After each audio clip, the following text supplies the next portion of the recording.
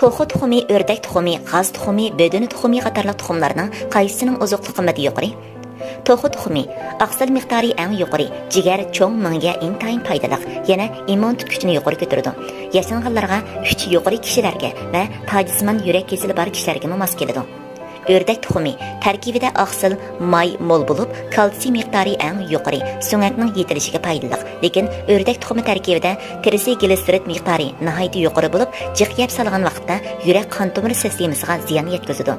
Ciddi xarakterlik oshqozon osti bezi yallig'i diabet kasalining qo'zg'alish xavfini oshiradi. Qondagi may miqdori yuqori kishilar iste'mol qilishda ehtiyot qilishi lozim. Bödüni tuxumi tarkibida vitamin B2 intayin mo'l. Toxu tuxumining 2 hassasiga to'g'ri keladi.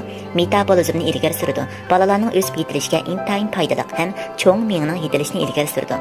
6 yoshdan tuvan bolalar iste'mol qilganda bir kunda 3 dan 4 kishi bo'lsa muvofiq bo'ladi. G'az tuxumi tarkibida temir intayin yuqori bo'lib, temir yetishmaslikdan bo'lgan qon ozliqning oldini oladi.